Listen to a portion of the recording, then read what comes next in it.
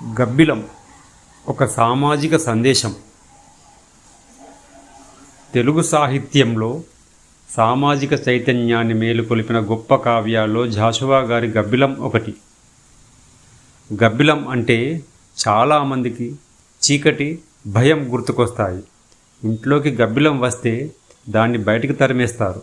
కానీ అదే గబ్బిలం ఆలయ గోపురాల్లో మాత్రం ఎలాంటి అడ్డంకి లేకుండా ఉంటుంది. ఈ చిన్న సంఘటననే జాషువా గారు ఒక గొప్ప సామాజిక ప్రశ్నగా మార్చారు. సమాజంలో అణగారిన ఒక మనిషి గబ్బిలాన్ని చూసి ఇలా ఆవేదన చెందుతాడు. ఓ గబ్బిలమా, నువ్వు నాకంటే అదృష్టవంతురాలివి.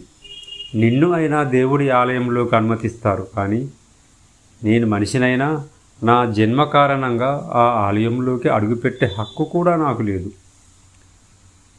ఈ ఒక్క భావంలోనే ఆ కాలంలోని అంటరానితనం, వివక్ష, మానవ బాధ అంతా కనిపిస్తుంది. జాషువా గారు ఎవ్వరినీ ద్వేషించలేదు, కానీ సమాజాన్ని ప్రశ్నించారు.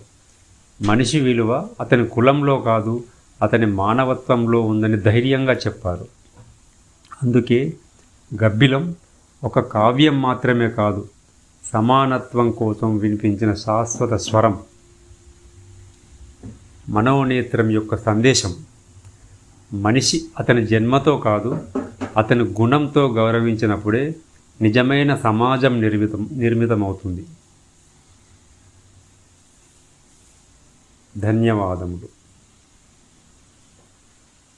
ఈ వీడియో మీకు నచ్చినట్లయితే లైక్ చేయండి, షేర్ చేయండి, సబ్స్క్రైబ్ చేయండి. మమ్మల్ని ప్రోత్సహించండి. ధన్యవాదములు.